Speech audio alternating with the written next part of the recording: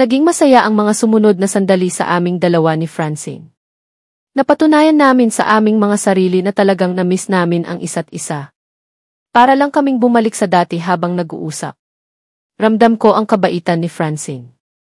Kung silang dalawa ni Kuya Charles ang magkakatuluyan, baka mas lalong maging masaya ako. Talagang boto ako sa kanya dahil alam ko na kung anong klaseng ugali meron siya. Hindi ko man lang naramdaman na nagbago ang ugali nito. Siya pa rin ang dating Francine na kilala ko, kahit na kung tutuusin mas hamak na mayaman ang pamilyang pinagmulan nito kumpara sa akin. Mas gugustuhin ko pa na siya ang makatuluyan ni Kuya, kaysa naman mapunta pa sa ibang babae ang tanga kong kapatid. Hay, ewan na lang talaga. Ang magagawa ko na lang siguro ngayon ay tuparin ang promise ko kay Francine. Hindi ko pwedeng sabihin kahit na sa sarili kong pamilya ang tungkol sa pagkakaroon ng anak nilang dalawa ni Kuya. Ayaw ko manghimasok sa bawat desisyon na gagawin niya. Bakit nga pala nandito ka sa mall? Wala ka bang pasok sa school? Narinig kong muling tanong ni Francine sa akin. Pilit naman akong umiti dito. May pasok ako pero bigla akong nawalan ng gana. Parang nakakaramdam na kasi ako ng boredom sa pag-aaral eh. Ewan ko ba, tapat kong sagot sa kanya. Tinitigan. Muna ako nito bago ako sinagot. Bakit? I mean, hindi ka naman dating ganyan ah. Kilala kita sa pagiging seryoso sa pag-aaral, sagot nito na tigilan ako. Mukhang wala talaga itong alam sa ginawa ni Dominic sa akin. Nagtatalo tuloy ang kalooban ko kung sasabihin ko ba sa kanya ang ginawang pagdukot sa akin ni Dominic noon. Hindi ko din alam eh. Ikaw ba, wala ka bang plano na bumalik sa pag-aaral, tanong ko. Hindi ko pa alam. Maraming dapat unahin sa pamilya namin. Mas gusto din ni Dominic na pag-aralan ko na lang muna ang pamamalakad sa mga negosyo ni Daddy. Hindi ko din alam kung ano ang susundin ko. Alam mo na, iba na ang ngayon kumpara sa noon. Kailangan ko nang magseryoso dahil may mga anak na ako, nakangiti nitong sagot. Wala sa sariling natitigan ko si Francine. Kung tutuusin ganda niya talaga. Kung naging lalaki lang ako baka nagkagusto din ako sa kanya. Hindi halata sa hitsura nito na may iniindang problema. Siguro nga tanggap na din nito ang mga nangyayari sa buhay pag-ibig niya. Hindi katulad sa akin na hanggang ngayon nangangapa pa rin. Marami pa kaming napag-usapan ni Francine hanggang sa nagpa siya na itong umuwi na. Biglang may tumawag sa kanya at kailangan daw ang presensya niya sa kanilang bahay. Sorry Trex. Gustuhin ko man na magtagal dito sa mall, hindi talaga pwede. Tumawag na si Daddy. May kailangan akong isukat kaya kailangan ko nang umuwi, nakangiti pa nitong paalam sa akin. Humugot muna ako ng malalim na buntong hininga bago sumagot. Pwede bang sumama ako sa iyo? I mean, wala naman akong gagawin sa mansion at hindi naman na ako papasok sa school, wika ko sa kanya at pilit nang umiti. Kita ko ang pagkagulat sa maganda nitong mukha. Are you sure? I mean, hindi na natuloy ang sasabihin nito nang putulin ko iyon. Bakit ayaw mo ba? Hindi ba ako welcome sa lugar kung saan ka na nakatira ngayon, tanong ko. Nilakipan ko pa na parang nagtatampo ang boses ko para mas convincing. Ha? Hindi naman sa ganoon.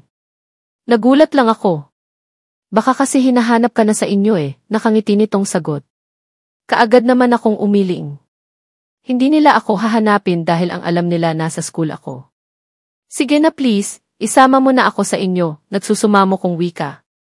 Tinitigan muna ako nito bago dahan-dahan na tumango. Sige na nga, tatawa-tawa nitong sagot. Kaagad naman nagdiwang ang kalooban ko dahil sa sinabi nito. Sinasabi ko na nga hindi ako matitiis ni Francine. Pagkalabas namin ng mall may nag-aabang ng convoy ng sasakyan sa amin sa exit pa lang. Ngayon ko lang higit na napatunayan na kasama na sa high-profile na tao dito sa Pilipinas si Francine. Mamahalin ang kotse na sinakyan namin at may nakabuntot pang mga bodyguards. Trex, aasahan ko na hindi mo babangitin kahit kanino na nagkita tayo ngayon ha? Lalong-lalo na ang tungkol sa mga anak ko, kaagad naman akong tumango. Siyempre naman. Hinding-hindi ko sisirain ang mga pangako ko sa iyo, Franz. Promise hinding-hindi ako gagawa ng mga hakbang na hindi mo magugustuhan, nakangiti kong sagot sa kanya. Saglit itong natigilan bago humugot ng malalim na buntong at hindi na ito umimik pa. Samantalang lihim naman akong nagdarasal na sana makita ko si Dominic sa pupuntahan naming bahay. Halos mahigit 1 buwan ko nandin siyang hinahanap pero bigo ako. Saan kaya palaging naglulungga ang taong iyon? Pagkatapos niyang ipatikim sa akin ang langit saka naman niya ako bibitinin. Kahit gawin niya pa akong sex slave okay lang sa akin eh. Basta makasama ko lang siya. Mahal ko siya at umaasa ako na matutunan niya din akong mahalin. Lahat gagawin ko para sa kanya. Bahala na, walang makakapigil sa gagawin ko. Kahit na ang sarili ko pang mga magulang hindi ko sila pakikingan. Gagawin ko ang mga bagay na alam kong makakapagpasaya sa akin. We are here, napapitlag pa ako nang muling nagsalita si Trixie. Hindi ko man lang namalayan na nakarating na pala kami. Na nandito na kami sa isang malawak na bakuran at sa harap namin ay ang isang napakagandang bahay na parang castle ang disenyo. Wow, ang ganda France. Dito ka ba nakatira? Hindi ko maiwasang sambit at mabilis na bumaba ng kotse. Muli sa kinatatayuan ko kita ko kung gaano katayog ang bahay na nasa harap namin. Ni sa hinagap hindi ko akalain na may ganitong disenyo ng bahay na nag-exist dito sa Pilipinas. Private residence namin ito. Ikaw pa lang yata ang bisita na dinala ko dito. Off-limits kasi sa bisita ang lugar na ito. Gusto namin mapanatiling private ang lugar na ito, nakangiti nitong sagot. Kung ganoon, ang swerte ko pala dahil pinayagan mo akong makapasok dito, natutuwa kong sagot. Narinig ko pa ang mahina nitong pagtawa bago sumagot. Hindi ka na iba sa akin para pagdamutan kita, natatawa nitong wika. Hindi ko naman maiwasan na mapangiti. Nauna na pumasok sa loob ang mga babies ni Francine habang karga ng kani-kanilang yayas kaya naiwan kaming dalawa dito sa labas. So, ano ba ang maipaglilingkod ko sa iyo? Natatawa pa nitong tanong. Ano ba ang pwedeng gawin dito sa bahay niyo para malibang ako?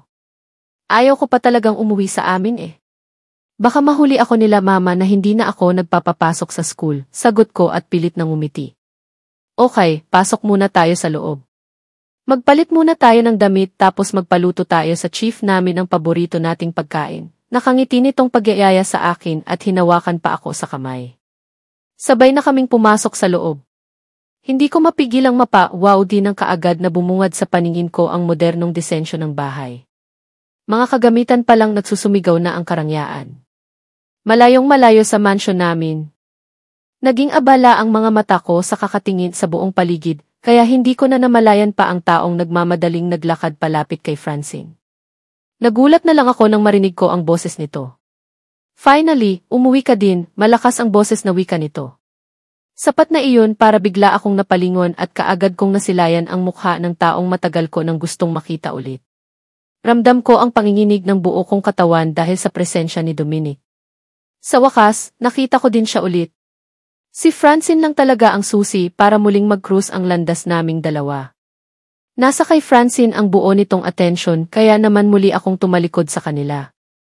Hindi ko din kasi talaga alam kung paano ito i-approach. Kung ganoon, nandito siya palagi sa bahay na ito. Dito siya nakatira at kung hindi ko sisirain ang tiwala sa akin ni Francine, malaya akong makakalabas, pasok sa bahay na ito. Bakit ba? Kukulitin mo na naman ba ako na sumama sa opisina mo? Dominic naman. Si Daddy na mismo ang nagsabi sa akin na pwede ko daw gawin lahat ng gusto ko. Hindi niya ako inooblega na pag-aralan kung anong negosyo meron ang pamilya natin.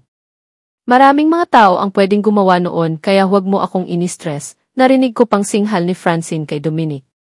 Mukhang nag-matured na ang kaibigan ko. Marunong na itong magalit eh. Marunong na din manigaw. Palagi kasi itong mahinahon noong nasa mansion pa ito nakatira.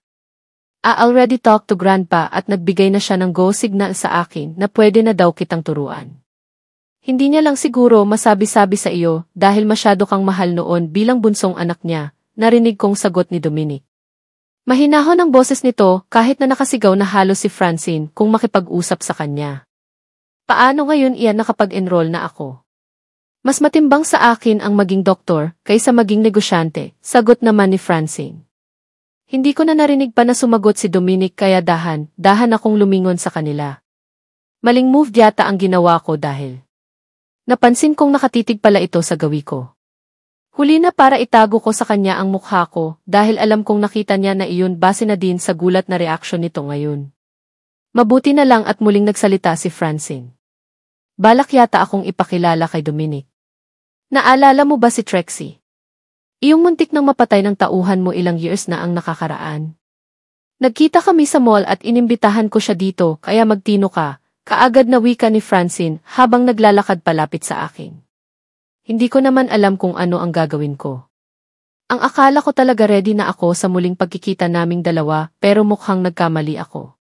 Hindi ko kasi alam ang gagawin ko ngayong nasa harap ko na siya.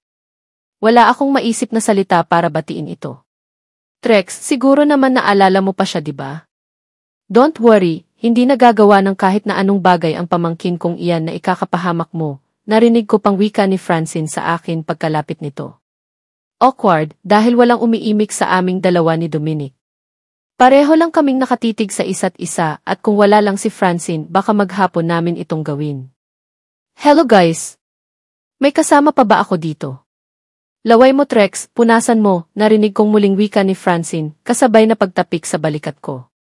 Parang bigla naman akong nagising sa isang malalim na panaginip.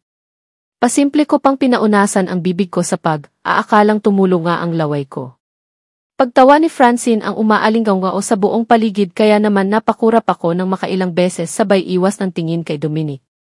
Ano bang nangyari sa inyong dalawa? Bakit parang pareho kayong nakakita ng multo? Muling wika ni Francine. Tumikhim muna ako ng makailang ulit bago ito sinagot. Wala. Nagulat lang ako. Hay, hindi ko akalain na mamakikita ko siya dito, pautal-utal ko namang sagot. Muli akong napasulyap kay Dominic at napansin kong mukhang nakabawi na din ito sa pagkagulat. Hindi ko tuloy maiwasan na makaramdam ng excitement nang mapansin ko na naglalakad na ito palapit sa akin. Nice to meet you again, cutie Trixie, wika pa nito sa bailahad ng kanyang palad sa akin. Diyos ko! Gusto niyang makipag-shake hands. Parang gusto ko tuloy pagpawisan ng malapot lalo na nang maamoy ko ang pamilyar nitong amoy. Kung wala lang si Francine sa harap namin baka niyakap ko na ito at hinalikan sa labi. Hindi niya ba alam na sobra ko siyang miss? Gosh, bakit pakiramdam ko lalo itong naging gwapo? Mamula-mula ang labi nito at parang kaisarap halikan. Hindi ba siya naninigarilyo kaya na maintain niya ang ganyan ka-sweet na labi? Na nice to meet you din, sagot ko at agad na tinanggap ang kanyang palad. Parang gusto kong kapusin ang paghinga. Pagkadikit pa lang ng aming mga palad, kaagad kong naramdaman ang libong bultahe ng kuryente na dumaloy sa buo kong katawan. Bigla din akong nakaramdam ng pagkauhaw. Nagising lang ako sa isang katotohanan nang wala sa sariling napatingin ako kay Francine. Nagtataka ang mga matang nagpapalipat-lipat ng tingin ito sa aming dalawa ni Dominic, kaya kahit ayaw kong bumitaw kay Dominic ginawa ko na lang. Mahirap na, baka pagdudahan pa ako ng kaibigan ko. Alam nyo, bagay kayong dalawa. Ano kaya kung ligawan mo si Trixie Dom? Para naman makapag-asawa ka na. Hindi ko maiwasang magulat sa suhestyon na iyon ni Francine. Well, magdilang anghel sana siya. Willing talaga akong magpaligaw sa isang Dominic de la Fuente. Kapag mangyari iyon, hindi ko na talaga ito pahihirapan pa. Sasagutin ko kaagad ito lalo na at ngayon palang excited na ang katawang lupa ko na matikman ulit ang yakap at halik nito. Ligawan? Kung payag ang kaibigan mo, why not? Maganda siya at mukhang hindi naman siya mahirap mahalin, narinig kong sagot ni Dominic. Kaagad naman gumuhit ang masayang ngiti sa labi ni Francine dahil sa narinig niyang iyon. Oh, haasahan ko iyan ha? Para naman maputol na ang sumpa sa pamilya natin, huwag mo nang pakawalan pa si Trixie. Malay mo siya pala ang babaeng matagal mo nang hinahanap, nakangiting sagot naman ni Francine. Walang pagsidlan ang tuwa na nararamdaman ng puso ko habang pinapakinggan ang sinasabi nito. Kung ganoon, boto din pala sa akin si Francine para kay Dominic. Malaking bagay sa akin iyon dahil alam ko na parang kapatid na ang turing sa akin ni Francine. Siguro naman, hindi gagawa ng mga bagay si Dominic na masasaktan ako, diba?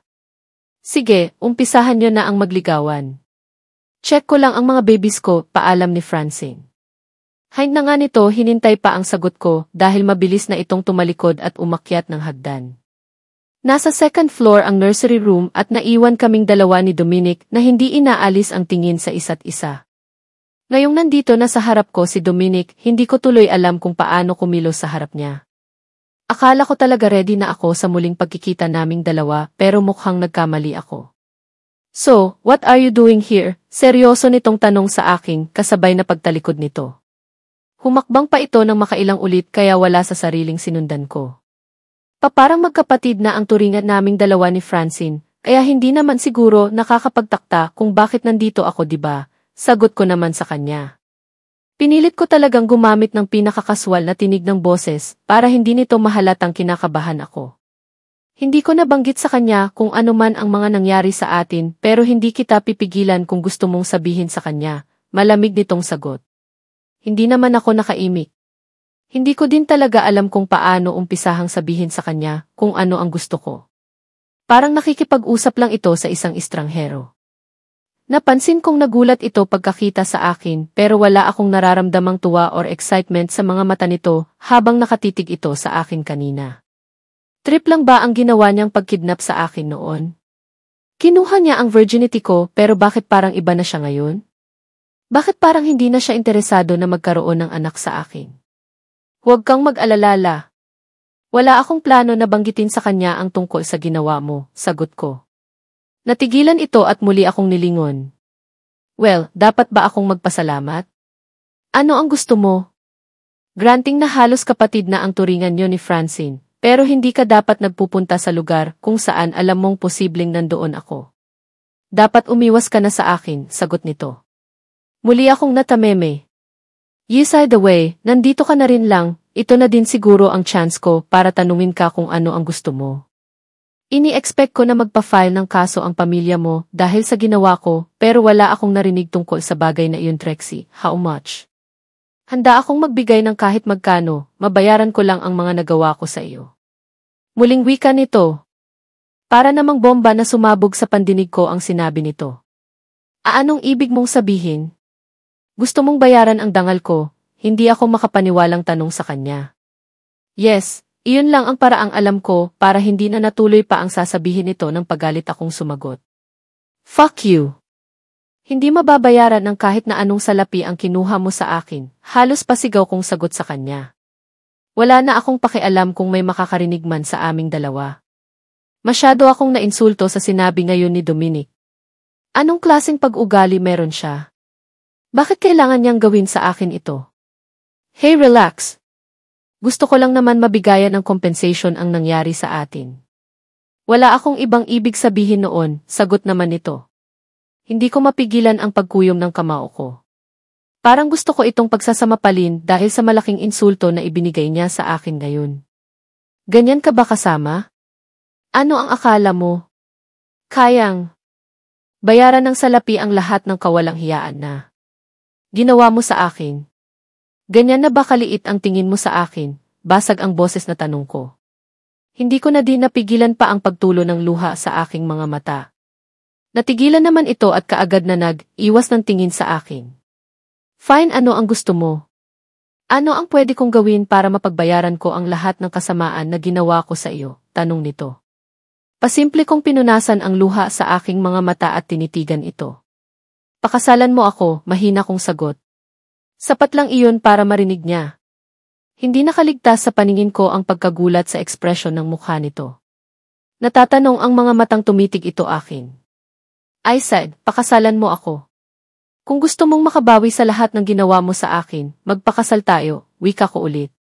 Alam kong kahit na sino magugulat sa offer ko ngayon. Pero wala akong choice, gusto ko si Dominic. Gusto kong mapasa akin siya habang buhay, isa. Kung kabaliwan man ang namutawi sa bibig ko ngayon lang, wala na akong pakialam pa. Basta ang alam ko, mahal ko siya at ipaglalaban ko siya kahit kanino.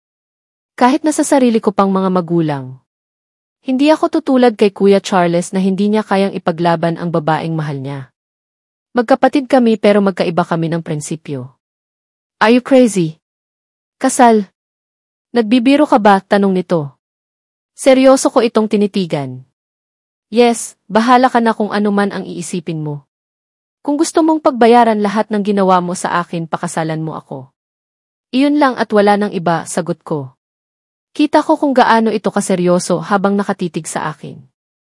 No, hindi pwede ang gusto mong mangyari, sorry, pero hindi ko maibibigay sa iyo ang hiling mo, sagot nito.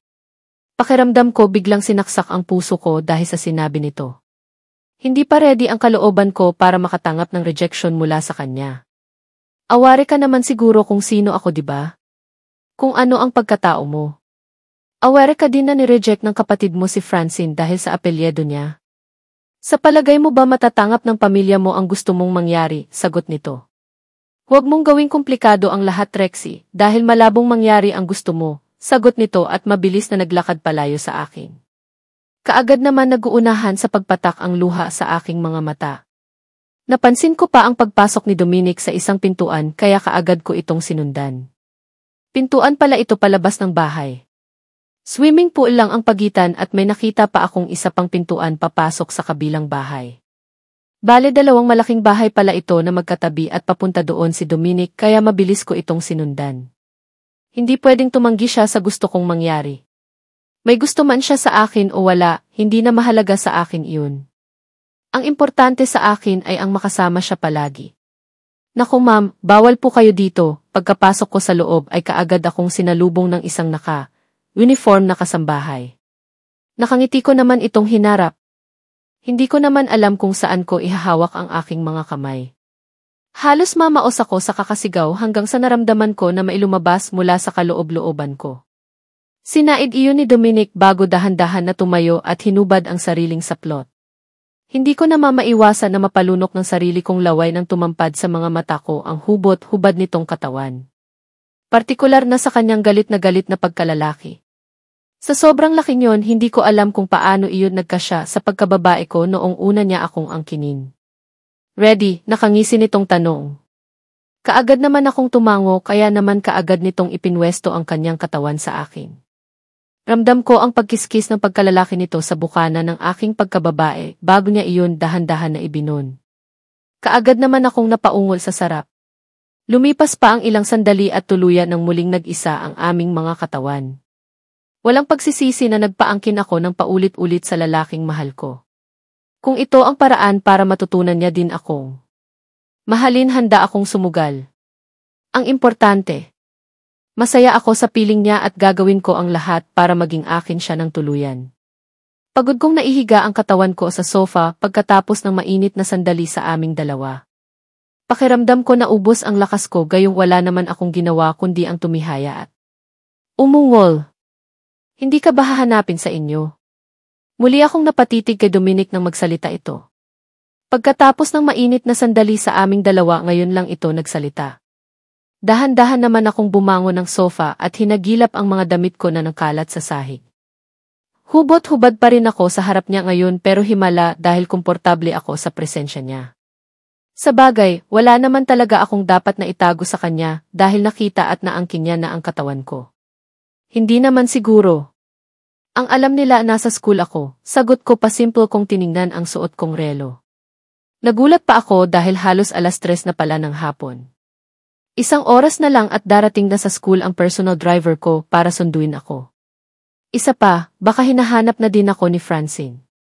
Pagkatapos kong maibalik sa katawan ko lahat ng saplot ko na nahubad kanina, kaswal kong muling hinarap si Dominic. Tahimik itong nakaupo sa sofa habang sinusundan ng tingin ang bawat galaw ko. Naiilang man pero pilit akong kumilos ng normal sa harap niya. Aasahan ko na ito na ang huli nating pagkikita. Isang malaking kahibangan ang nangyari ngayon na hindi na dapat pang maulit. Kaagad na sambit nito nang mapansin niya na tapos na akong magbihis. Parang isang malakas na etyo naman sa pandinig ko ang sinabi niyang iyon. Ang masayang nararamdaman ng puso ko kani-kanina lang biglang napalitan ng iba yung sakit. Hindi ito ang inaasahan kong marinig mula sa kanya pagkatapos ng nangyari sa amin. Ang akala ko magiging maayos na ang lahat sa pagitan naming dalawa, pero bakit ganito ang lumalabas sa bibig niya ngayon? Wala lang ba talaga sa kanya ang lahat ng effort na ginagawa ko? Isa lang ba akong babaeng pwede niyang isex kapag magkasundo kami? Kung ganoon, sobrang sakit. Wala ba talaga siyang balak na magseryoso sa isang babae? Laruan lang ba talaga ang tingin niya sa akin na pagkatapos niyang gamitin, basta na lang niyang itapon? No. Hindi ako papayag. Nandito na ako at ipaglalaban ko kung ano ang akala kong tama. Tuturuan ko si Dominic na mahalin iya din ako. Ayaw mo sa akin? Hindi mo ako gusto, garalgal ang boses na tanong ko sa kanya. Pigil ko ang sarili ko na huwag maiyak sa harap niya. Ayaw kong ipakita sa kanya na nasasaktan ako sa mga rejection na natanggap ko sa kanya ngayon. Maybe, ako na lang ang iiwas dahil alam kong walang patutunguhan ang lahat ng ito. Baka lalong magwala sa galit ang pamilya mo kung nakikipagkita ka pa ulit sa akin. Malamig na sagot nito sabay tayo. Akmang hahakbang na ito paalis ng kaagad ko itong hinawakan sa kanyang kamay. Please, huwag kang umalis. Mag-usap muna tayo, nagsusumamo kong wika sa kanya. Natigilan ito at muli akong hinarap. Bisita po ako ni Dominic Manang, pilit ang ngiting sagot ko dito. Sinipat muna ako nito ng tingin bago tumango. Gaganoon po ba? Wala po kasing nababanggit si Master na may bisita siya ngayong araw. Isa pa, hindi na natuloy pa ang sasabihin nito nang putulin ko na iyon. Susundan ko na lang po siya sa kwarto niya Manang. Excuse me, nakangiti kong wika at pasimpleng naglakad papuntang hagdan. Wala po siya sa kwarto ma'am. Nasa entertainment room po si Master, wika naman ito. Natigilan naman ako. Buong tamis ko itong inisyan bago ko sinagot. Kung ganoon, pwede bang samahan mo ako sa kanya? Please. Hindi naman siguro ako makapasok sa lugar na ito kung walang pahintulot niya, diba? Friendly ko pang wika sa kanya. Alanganin itong tumango at nagpatiuna ng naglakad kaya naman kaagad ko itong sinundan. Nasa loob po siya ma'am. Pasok na lang po kayo sa loob, wika nito nang huminto kami sa isang nakasaradong pintuan. Kaagad ko naman itong sinunod at mabilis kong pinihit ang seradura. Mabuti na lang at hindi iyon nakalock kaya mabilis akong nakapasok sa loob. Isinara ko lang ang pintuan at kaagad na iginala ang tingin sa buong paligid.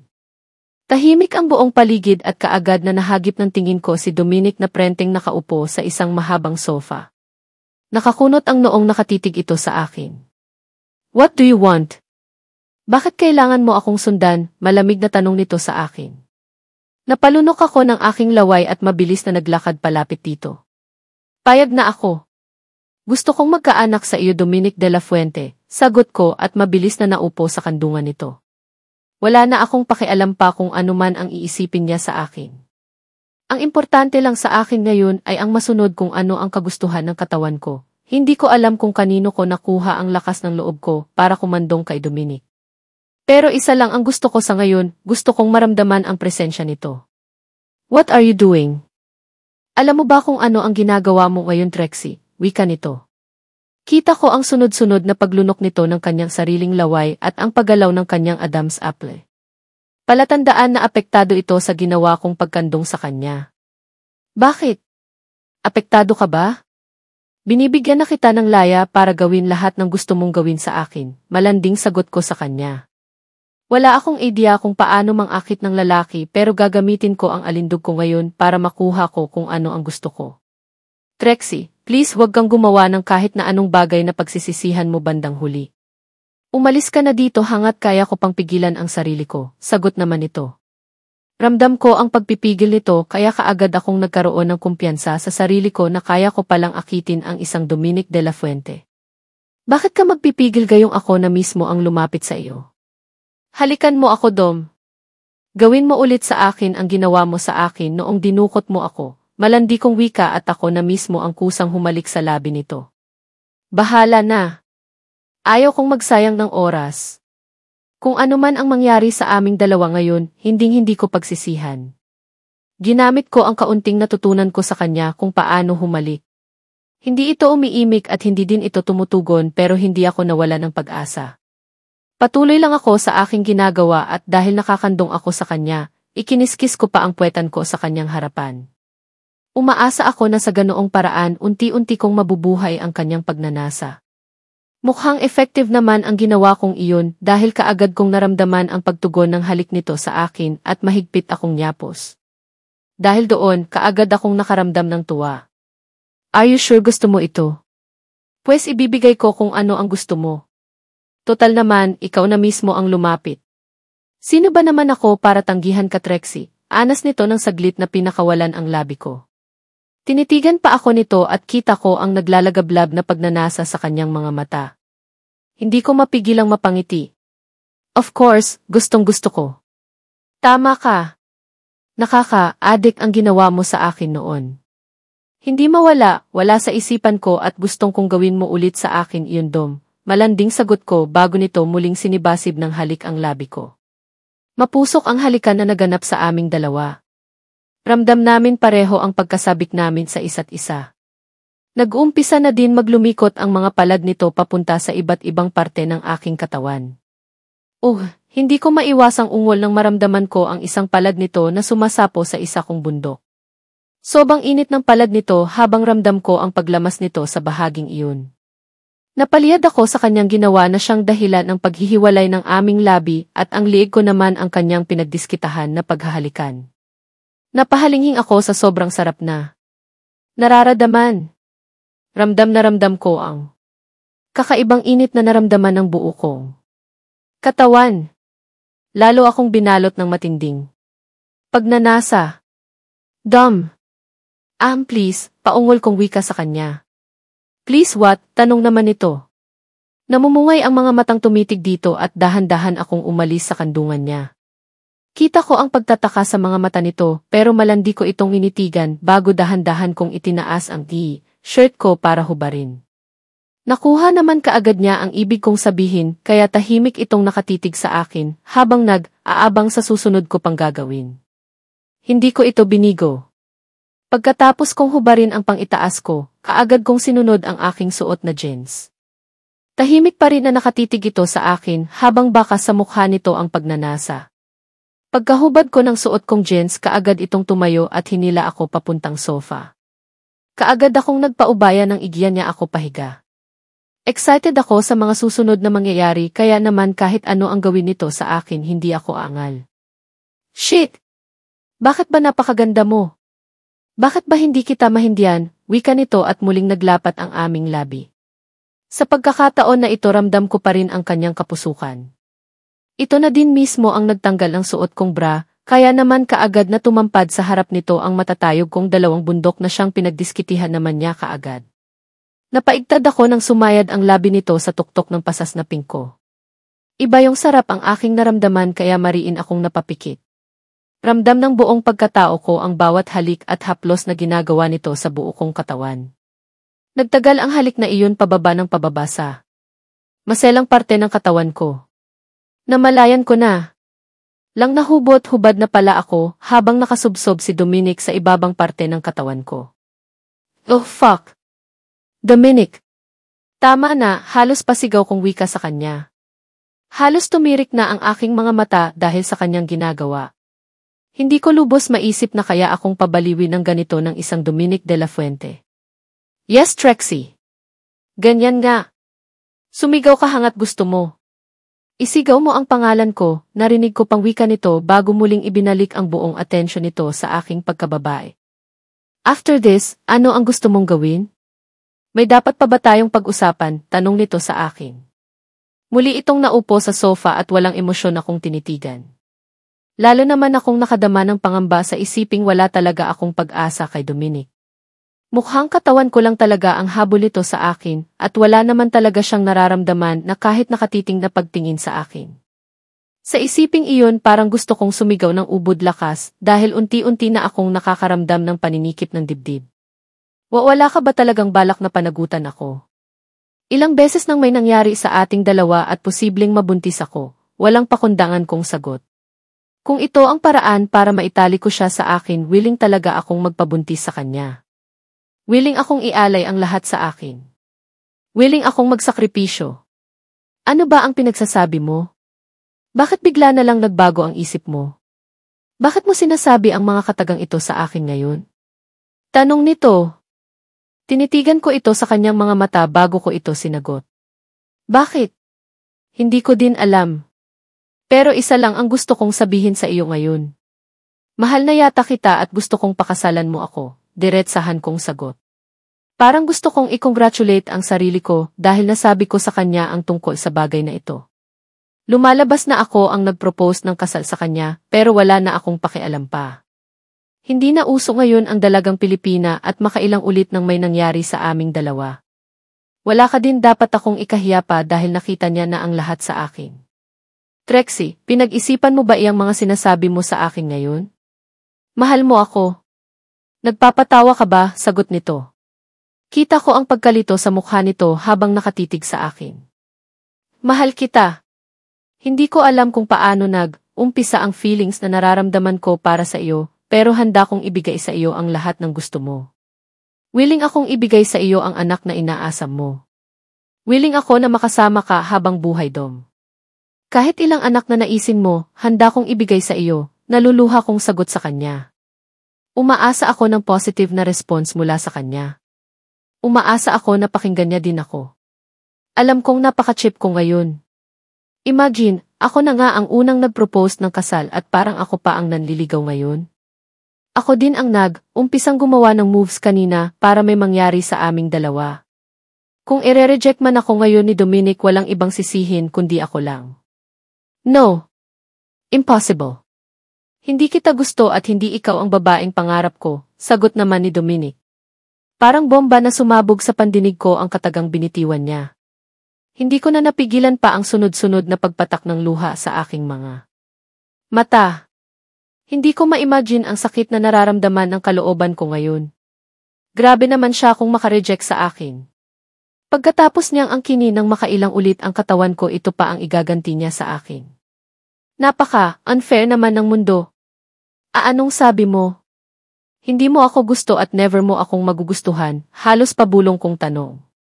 Tinabig ni Dominic ang kamay ko na nakahawak sa kanya at muli itong naglakad papunta sa pintuan. Palatandaan na ayaw niya nang makipag-usap pa sa akin. Ayusin mo ang sarili mo. Baka hinahanap ka na ni Francine and please, umuwi ka na. Baka hinahanap ka na din ng mga magulang mo, malamig na wika nito at tuluyan na akong iniwan mag-isa dito sa entertainment room. Impit akong napaiyak dahil sa mga nangyari. Hindi ko inaasahan na sa isang iglap biglang naglaho ang pangarap ko na tuluyang maging akin si Dominic. Hindi niya ako gusto at malabong maging kami. Mukhang kailangan ko ng turuan ang sarili ko na kalimutan siya.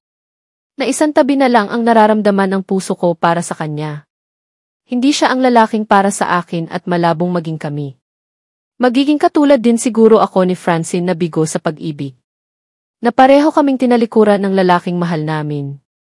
Hindi ko alam kung paano matatanggap ang lahat ng ito, pero kahit na masakit kailangan kong magpakatatag. Hindi pa katapusan ng mundo at habang nabubuhay ako, patuloy kong mararamdaman ang sakit ng kabiguan.